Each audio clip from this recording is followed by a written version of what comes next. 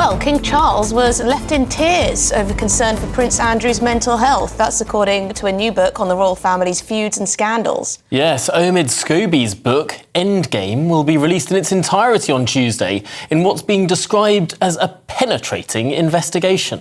Yes, in the meantime, the French magazine Paris Match has managed to serialise sections of the book. Cameron Walker is here and he's joining us to talk us through the translations. Cameron, what are the juicy bits, and should we take this as gospel? Yeah, I mean, Andy, it's big news overnight, I suppose. Omid Scobie dubbed the biographer of Harry and Meghan, perhaps slightly favourable coverage towards them. He insists, though, in interviews over the last few days for this book, that he is absolutely not friends with Harry and Meghan. The biggest lines, I suppose, are that he claims that King Charles was left in tears at the thought of Prince Andrew's mental health. Now, this is after that infamous Newsnight interview with Emily Maitlis, which forced Prince Andrew to step down as a working member of the royal family over his links to convicted paedophile Jeffrey Epstein. And as we already know, the late Queen felt unable to punish her favourite son. Charles, this is the new bit, could not bring himself to hurt his brother either. And I quote, he was left in tears because he was afraid for Andrew's mental health. And Omid Scobie also describes that William was actually at the heart of this, and he was far colder than his father, the king. So there's a lot of he said, she said, really, isn't it? It's all speculation. We don't have concrete facts. Buckingham Palace and Kensington Palace, and indeed a spokesperson for Harry and Meghan, are not commenting on this book.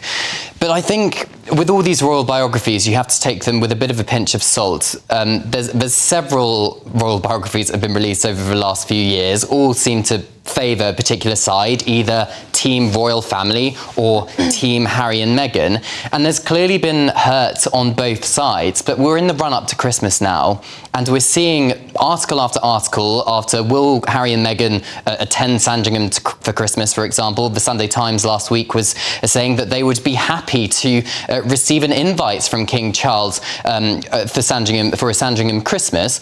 Unlikely, I would say, because William and Harry have not spoken for a number of years now. But books like this do not help the situation if King Charles or Prince Harry are trying to make amends and try and extend olive branches to one another to make up. It's fascinating that this particular author, it's not his first book. His first book with regard to this subject was, of course, a look into Harry and Meghan themselves. And there was so much speculation that he was sort of working with them, being briefed by them, acting almost as their mouthpiece in the media. Is that potentially how we should see this book too? Well, if you remember back to Finding Freedom when it was published, Meghan, Duchess of Sussex was suing the publishers of the Mail at the time over the publication of a private letter she had written to her father.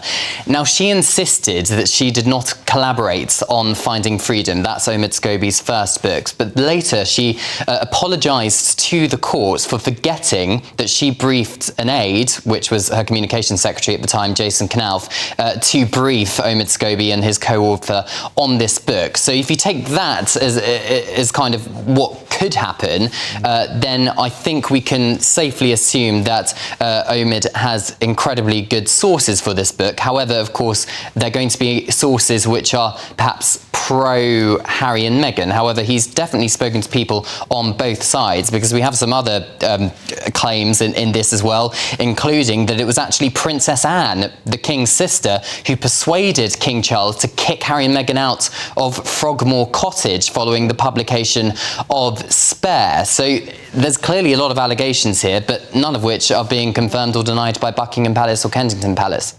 It's a bit of a grubby world, this royal biographer trade sort of have industry, to pretend isn't you're it? not talking to people who you may or may not be talking to. I find it fascinating how forgetful some of these pretty intelligent and switched on people become as soon as they step into a courtroom.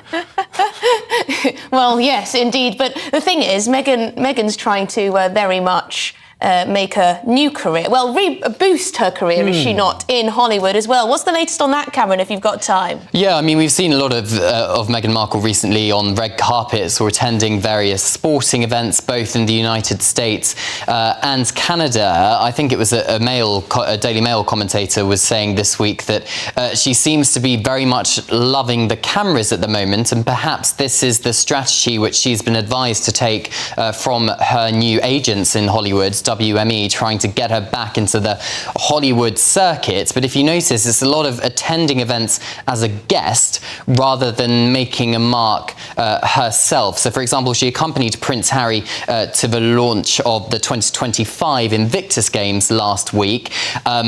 But it was her being a guest of Harry rather than any kind of initiative she's got going herself. But she keeps hinting at the fact that she has some big plans or big projects which she's going to announce very soon. But as of yet, we've heard nothing official. Oh, goodness me. Always keeping us wanting more. We're all waiting on tenterhooks. Oh, goodness me. Thank you very much, Cameron Walker, our royal correspondent. You're extremely interested in the antics of Meghan and Harry, aren't you? I care more about the king of this country than I do whatever these Hollywood celebrities are up to. But she's got the best agent in the business. Goodness me. She'll be everywhere.